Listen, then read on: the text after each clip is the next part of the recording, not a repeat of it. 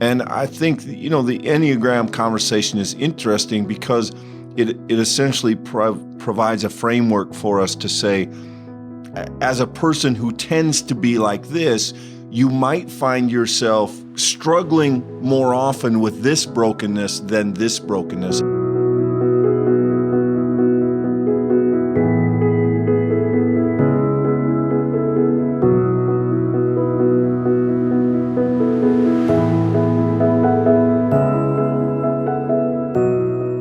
Hey friends, welcome back to the Pastor Talk podcast, the last in a series that we're calling Vices and Virtues. And actually, to tell the truth, this is kind of an add-on. Michael and I, as we've discussed the 7 deadly sins, and that's been the series we've been on, we have found ourselves kind of overlapping a previous discussion of what was called the Enneagram. And I'll stop right here and say, if you don't understand what the Enneagram, if that's a new word to you and you don't know what it means, we've done a series on that, and this discussion will likely not make a great deal of sense if you haven't watched that series or if you haven't learned something about the Enneagram in another context.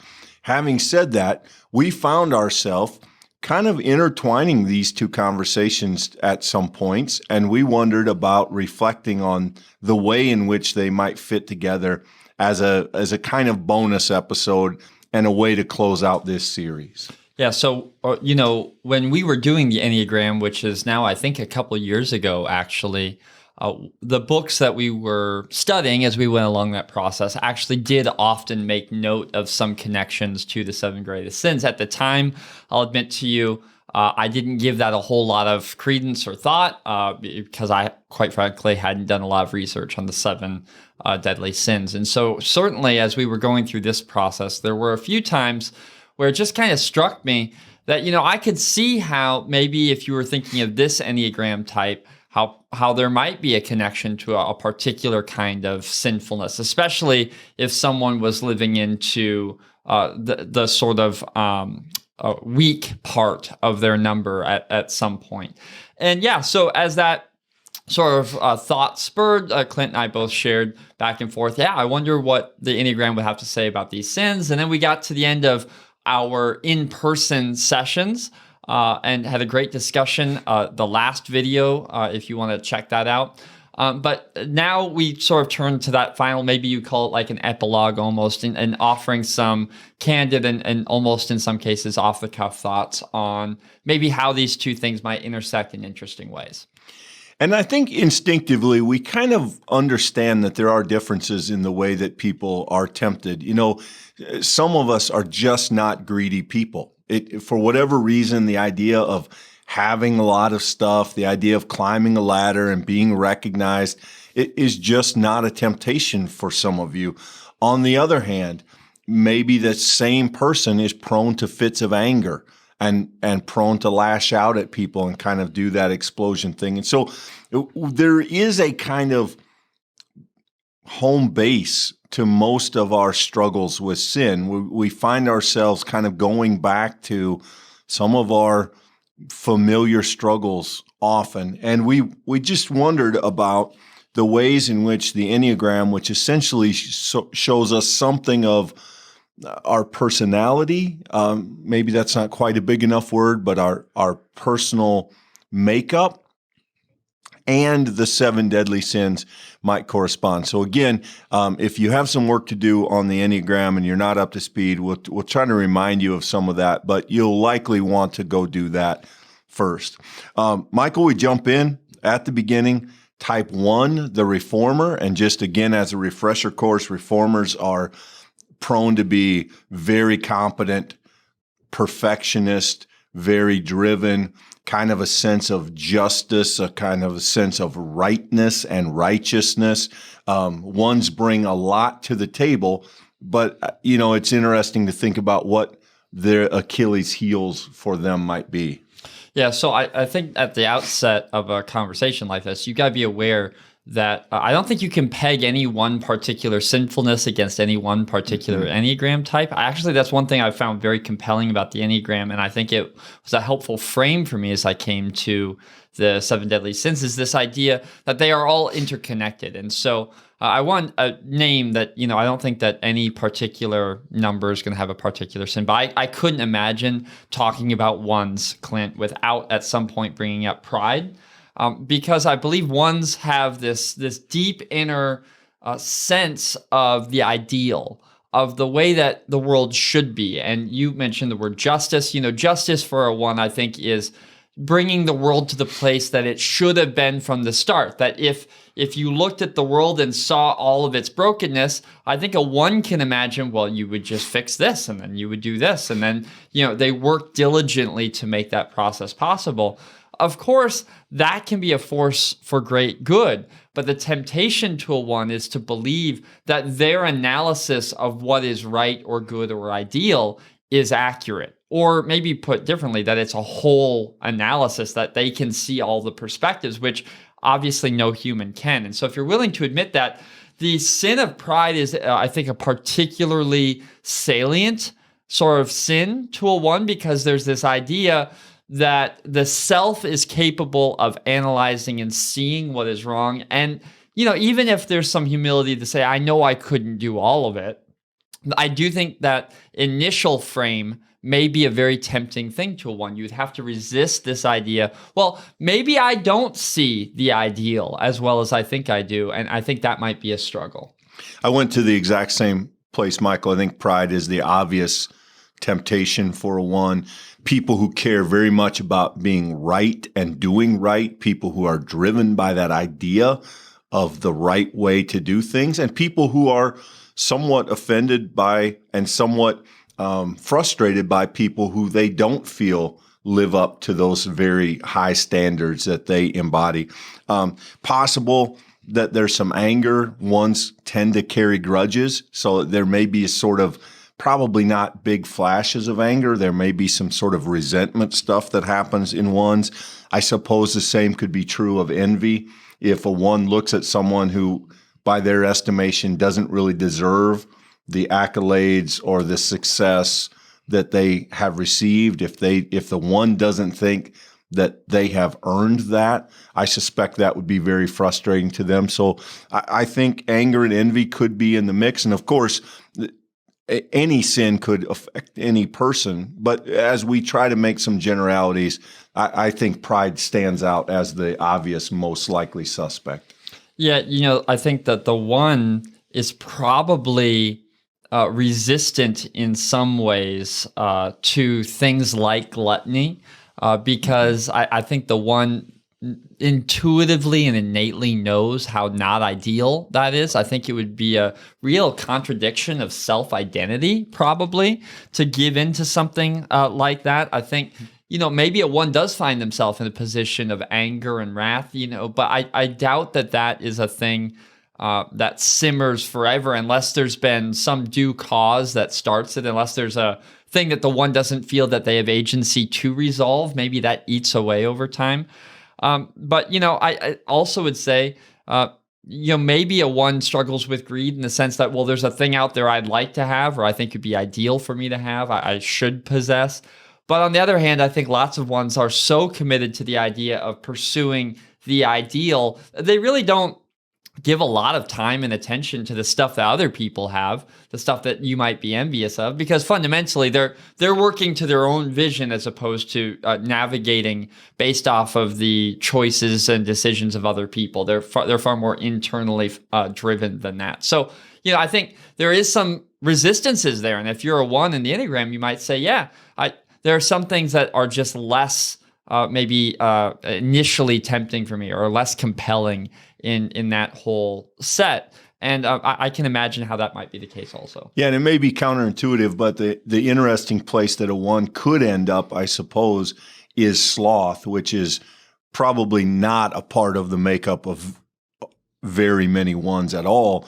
And yet, if a one became overwhelmed with the idea that I just can't measure up, I just can't be good enough, I just can't hold this incredibly high standard I set for myself, I can see them kind of going the other way, mailing it in and just kind of shutting down. And That's probably rare, but I imagine that it could happen in the life of a 1. Counterpoint, though, it may not be sloth as the person laying on the couch. It may be acedia, though, and definitely jump into that conversation if you missed that 7 deadly sin conversation, where the 1, I could easily see a 1 filling themselves with busyness to avoid dealing with the awareness of self and the reality that this vision of what should be is deeply influenced or driven by my own desire and not necessarily what I would like to believe that it's whole, that I have it figured out. I think a 1 might be tempted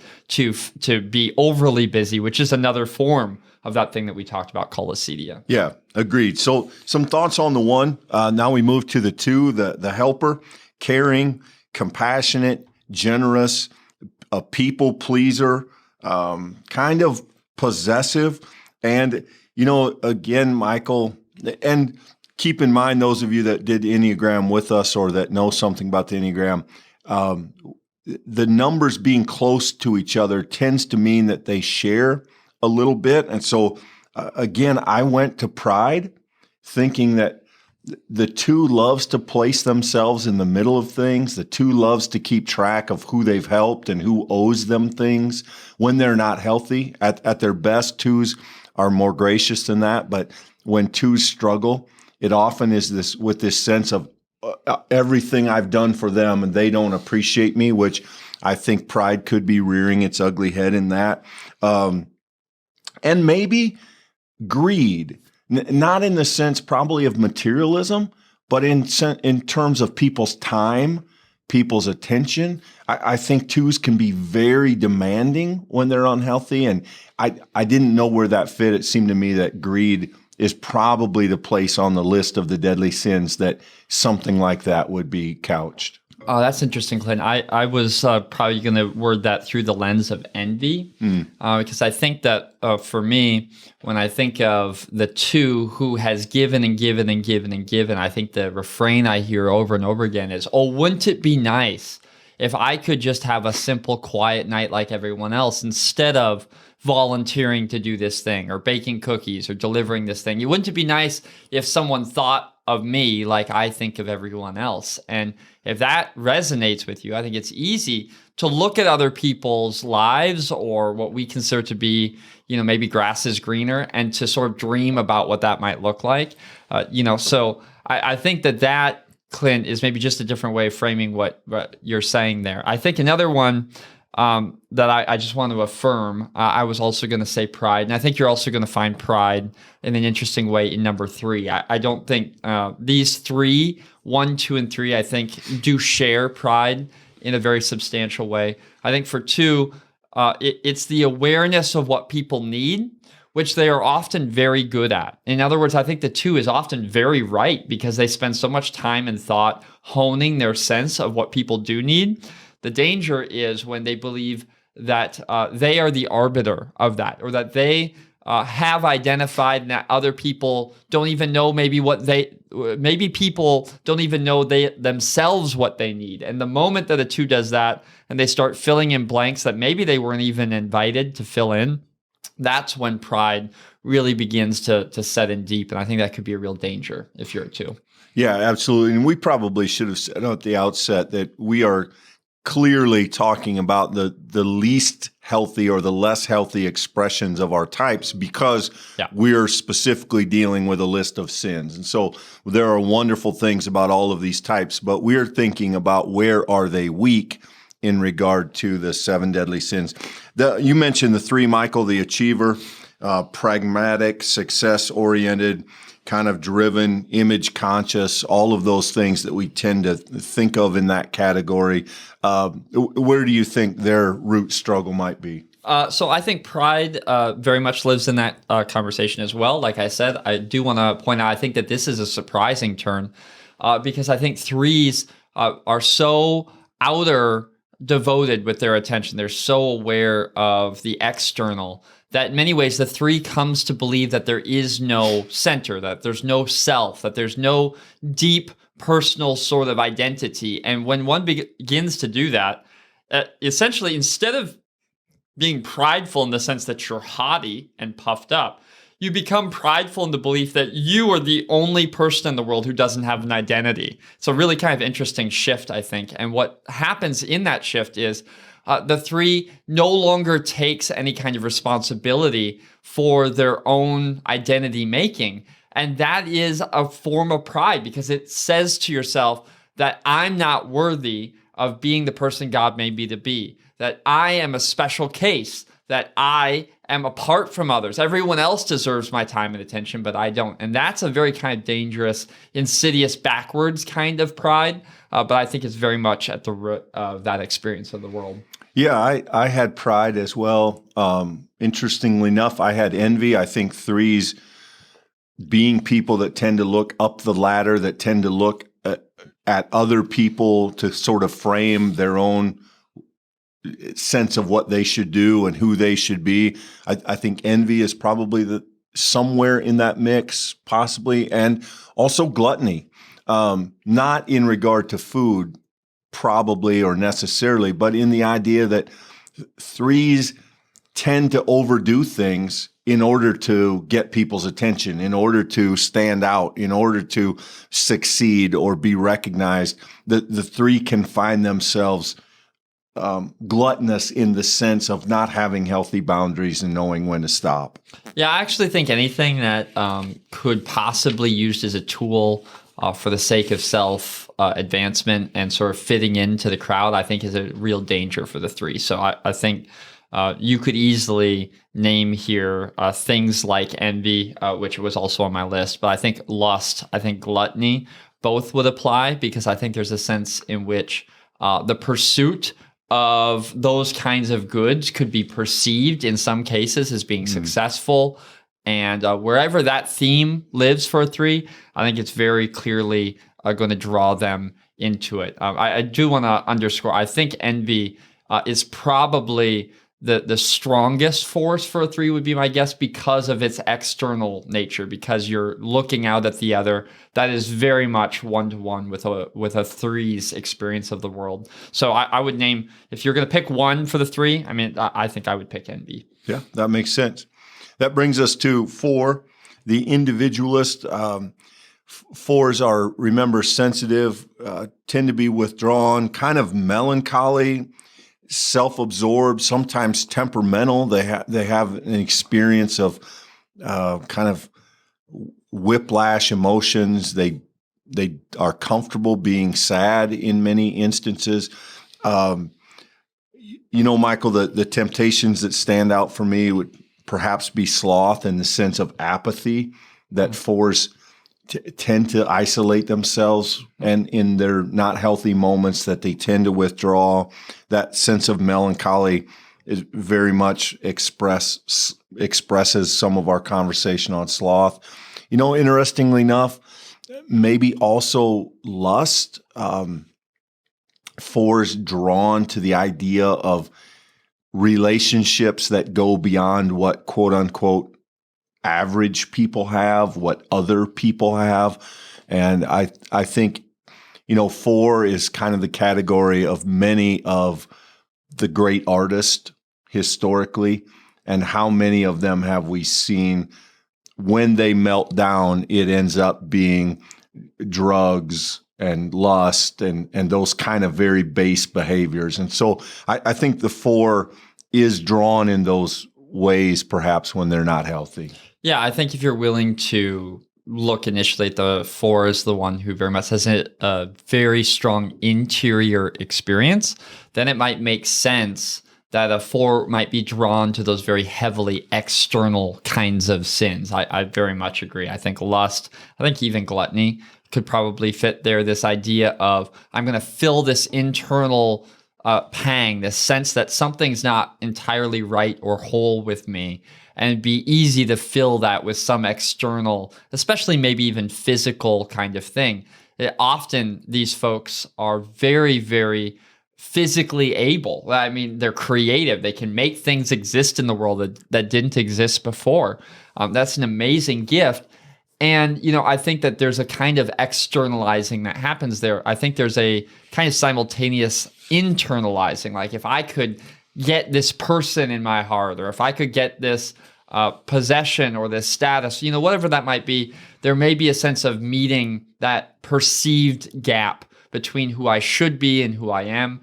And so I think there could be a kind of placeholder filling that would be particularly tempting to the 4. Which might bring greed into the mix.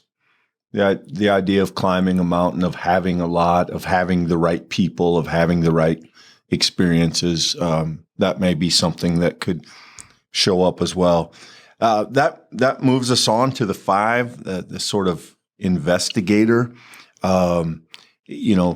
Think your introvert, your reader, your architect, your engineer, generally a little bit of isolation, a little bit of withdrawal, deep love of information, categorizing things, keeping things mentally, a lot of internal life for the investigator. This wasn't, for me, a natural one, Michael. I'm not sure. I think there are lots of ways this could go. I think in regard to relationships, we might talk about a sin like sloth. Sometimes 5s are not good at nurturing relationships. They're not.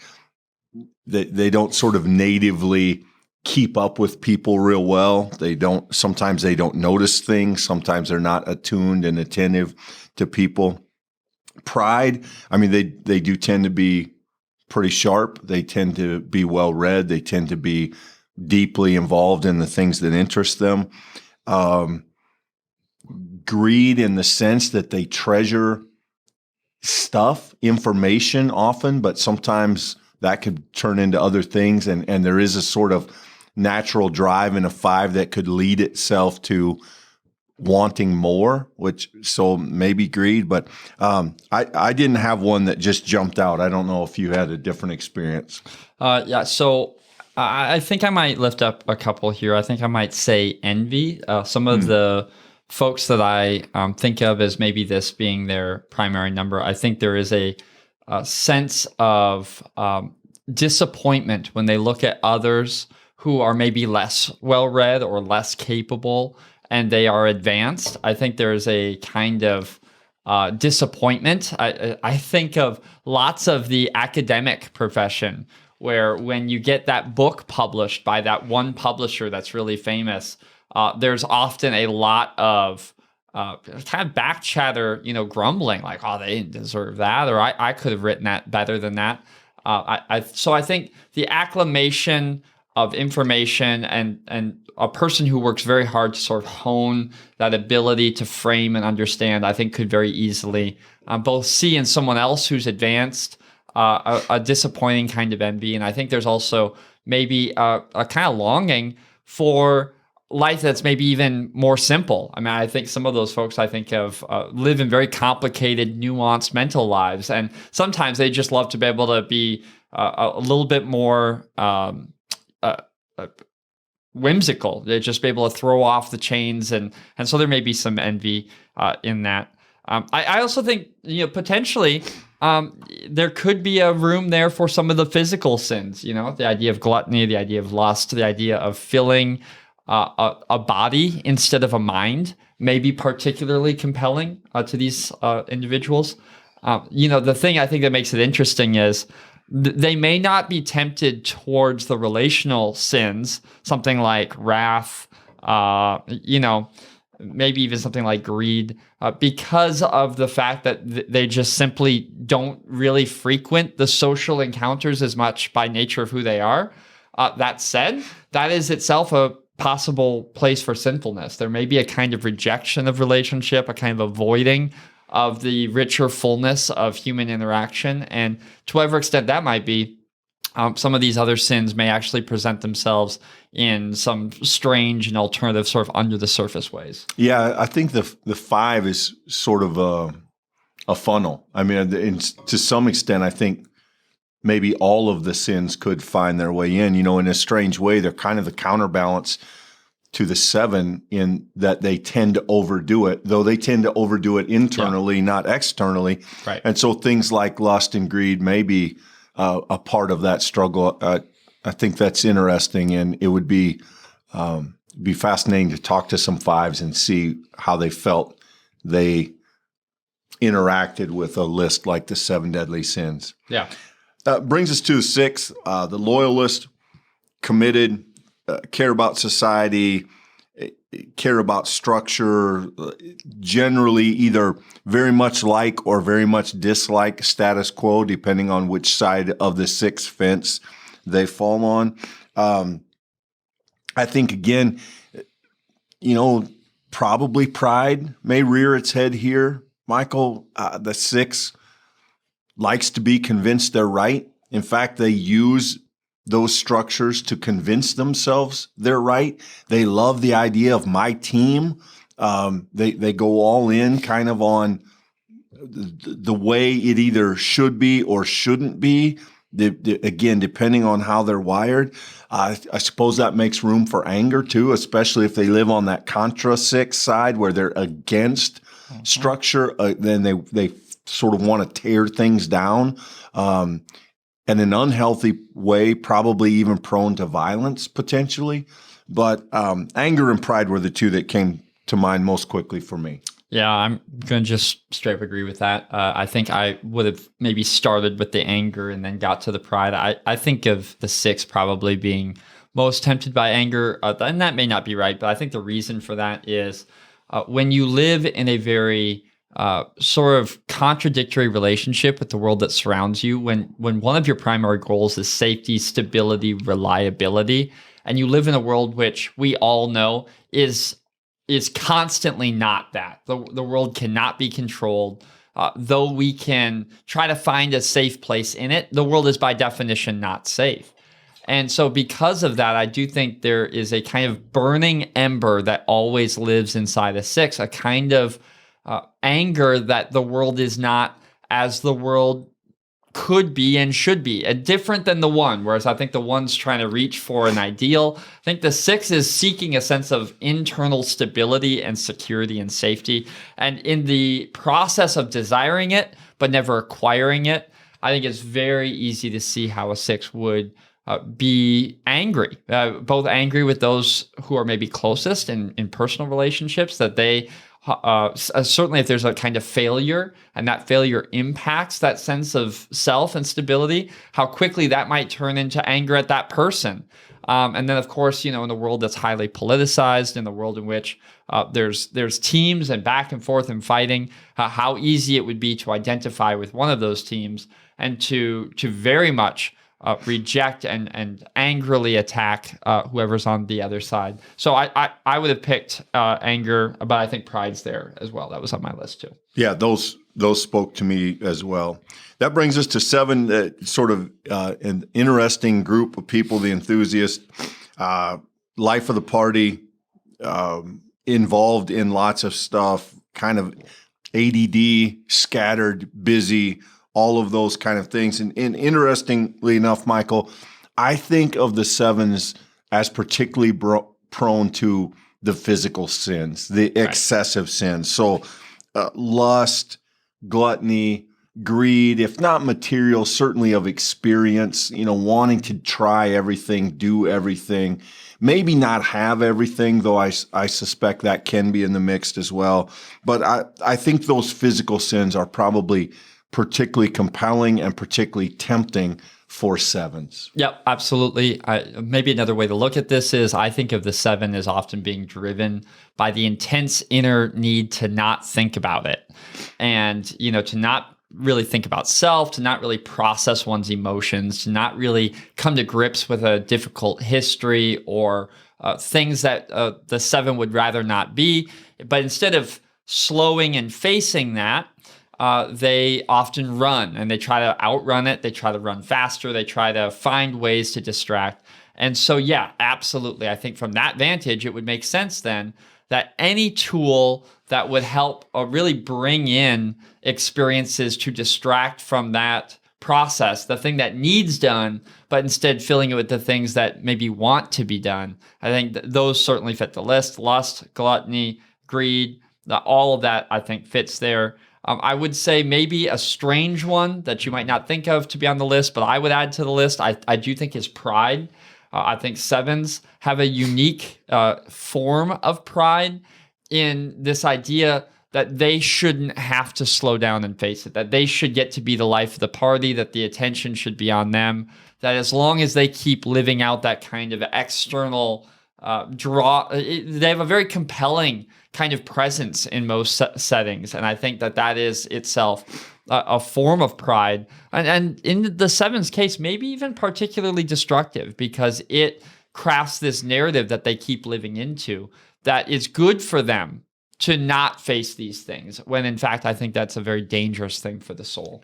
Yeah, and then I think you'd also probably have to lay at their feet acedia. When we talked about sloth, we mentioned that one of the ways it can manifest itself is not laziness, but a sort of hyper busyness that never really stops long enough to have an inner life. And that can be the very definition of seven, who then, because of that, uses these other sins to accomplish that. So, I think that's, I bet that's pretty close. I feel like that's a likely scenario for a seven.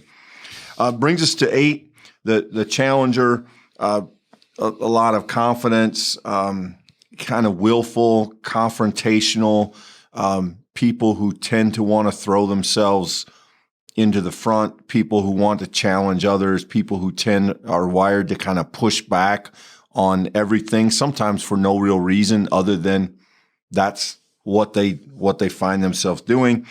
Michael, I think 8s are people who value or at some point maybe even crave intensity. So again, I think physical sins, I think anger, I think lust, I think greed, maybe not in the sense of procuring and having, but in the sense of winning.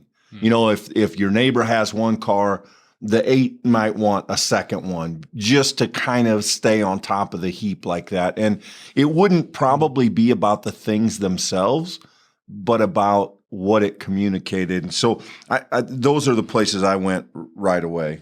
Yeah, I think 8 may actually be a fascinating sort of number on the Enneagram, in the sense that I think there may be a presenting sin, and then there may be sins that are actually deeper and not often seen. I think most folks would think 8 and they would immediately think anger and wrath. I think the 8 is generally dialed up to number 10, and people in society experience them to be unbelievably intense. And I think an 8 walks away from an encounter and thinks, that was kind of a 4.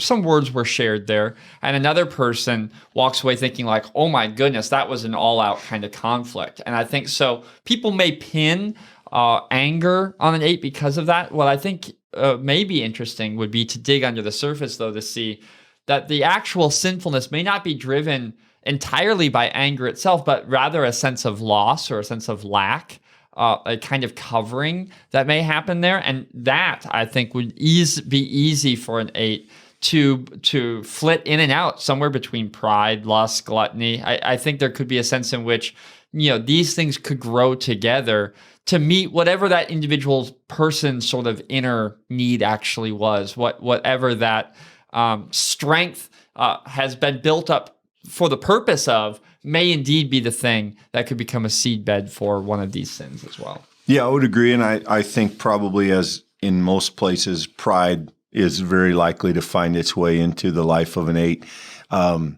Confident, the idea of sort of who's in charge, the challenge, the idea that they have their sort of standing to do that in most circumstances. I think pride can be another struggle.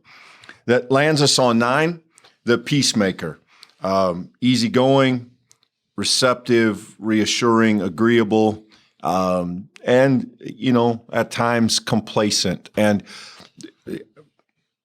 the most obvious one here, Michael, I think, is sloth. Yep. The idea that 9s really sort of, they like to keep people happy so that those people then leave them alone. And they tend to withdraw.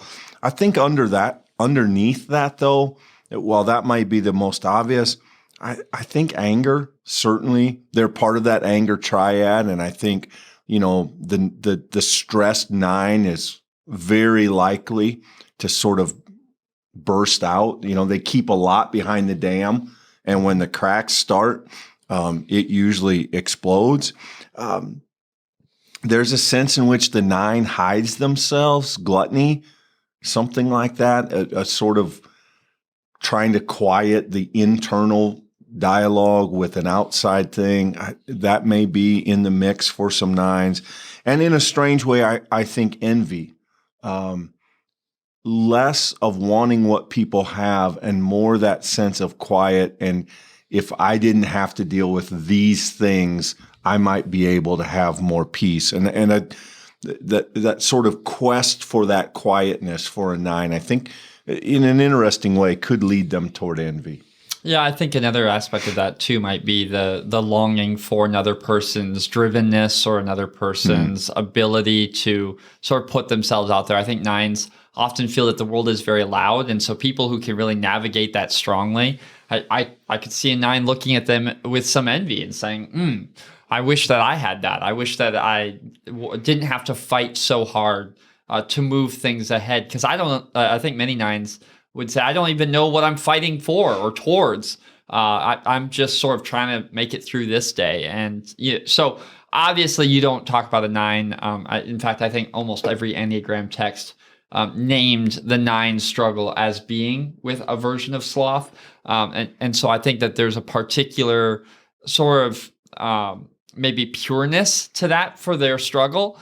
That said, that's in large measure because in lots of ways, 9s, I think, do have antibodies to a lot of these other things. I mean, 9s aren't particularly greedy. They're not out there looking to enrich themselves. They legitimately do have very wholesome motives. And, that maybe they would be tempted by lust or gluttony, I think that the 9 often is going to be Teflon to some of those things because they're really looking for more of an inner life experience than they are an external one. So maybe, if I had to really be blatant about it, I think I would label a majority of it for a 9 lives somewhere in that wrath and somewhere in that sloth area.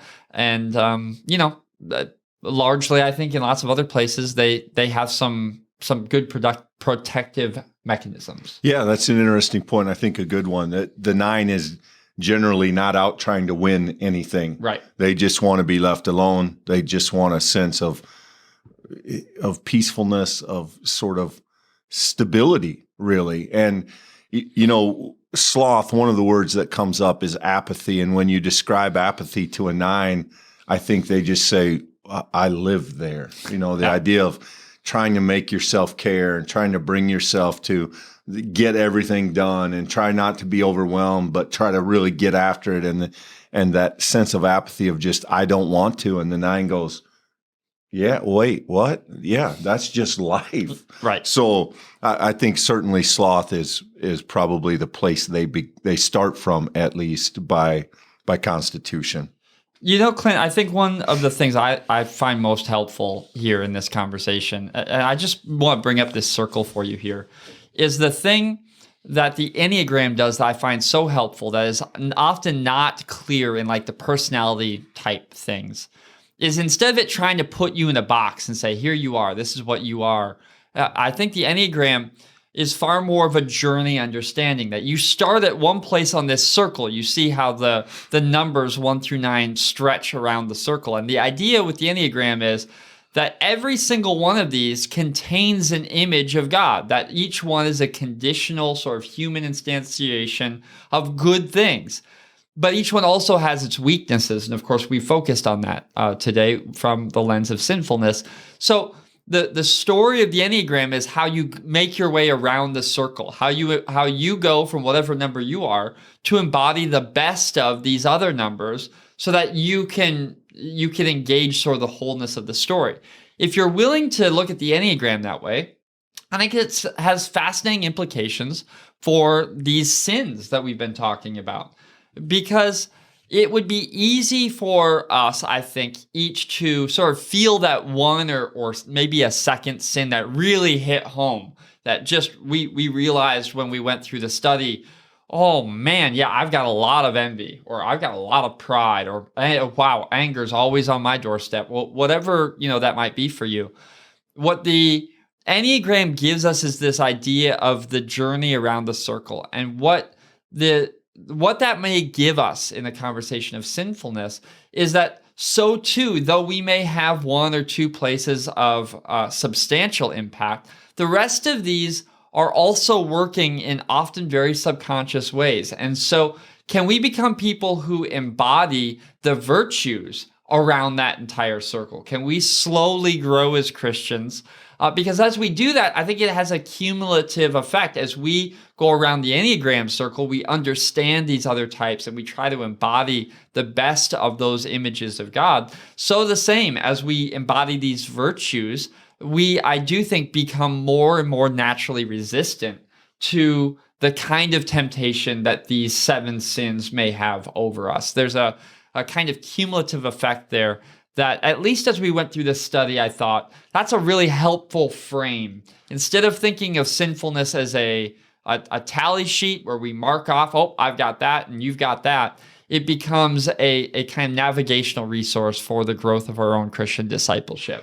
And I think our background, our heritage helps us there, Michael, because as Reformed Christians, we sort of start with the premise that sinfulness is going to find its way into every life, that that inevitably, as sinful people, we are going to have an experience of brokenness, whether it be conscious or not. And the idea of our faith is that it opens our eyes to that brokenness and allows us to begin to see how the grace of Christ may work in us to push against that brokenness and move us toward wholeness. And I think, the Enneagram conversation is interesting because it essentially provides a framework for us to say, as a person who tends to be like this, you might find yourself struggling more often with this brokenness than this brokenness. And you may find yourself sort of having a little bit of immunity to this part of the human struggle, this part of the sinful temptation, but you're going to need to be careful over here, perhaps. And I do think, without wanting to put people in boxes and pigeonhole, I do think that kind of map can be helpful as we do self-examination and as we ask hard questions about, okay, given the way that I am or the way that I'm trying to be, where is it that I'm doing well and where is it that I might be prone to struggle? And I do think that can have some real upside for us. Yeah, and very briefly, I don't want to continue on too long. I just want to make a quick note here. I think that there is a relational communal sense here that we might miss because the 7 deadly sins is very much, I think, a self-reflective tool. But be aware that if you don't struggle with greed, lust, envy, if you don't struggle with anger or wrath or sloth, if there's an area where you are naturally somewhat, I'm not going to say immune, that's not the right word, but if you have some antibodies to those sins, surely in the midst of your Christian community, there are those who could use that blessing and that gift. There's a kind of beauty that comes as Christians come together and as we support one another in that effort. So if you have a Christian friend and you see them going out and buying another luxury thing that they didn't need, and you've seen that habit over and over and over again, there's a kind of blessing in having a Christian friend that says, wow, another car, or another this, or another that. And, clearly, I mean, that's tricky, and we've always got to be aware of it. But if we have the kind of relationship with other Christians, we can be honest with one another. There's a kind of benefit that comes to the whole community when you recognize, I have some strengths here. And there are others who inevitably don't have those strengths. And that's a very kind of Pauline understanding of the church, but I think it can be very helpful to recognize it's not all about, hey, look at me, I'm a sinner. Though we talk about that a lot in the Reformed tradition, it's also, hey, look at the blessing and grace that God has given to me. How does that contribute to help my brothers and sisters in Christ? That also exists, and it's worth noting in the conversation.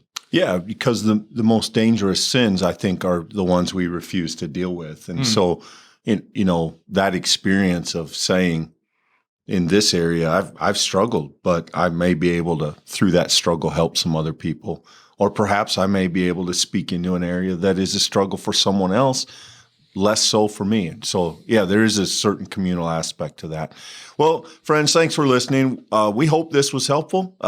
We're going to be honest, this is kind of one that just grew out of our conversations, and we kind of wanted to give it a shot. So maybe there's something in it that sparked some thought, and if so, great. We appreciate you listening. We'll be starting another series soon, and we'll let details out on that here pretty quick. But we're grateful that you would spend this time listening, thinking through these things with us. As always, we're open to comments and feedback. Let us know what you think, and we'd love to hear from you. See you later.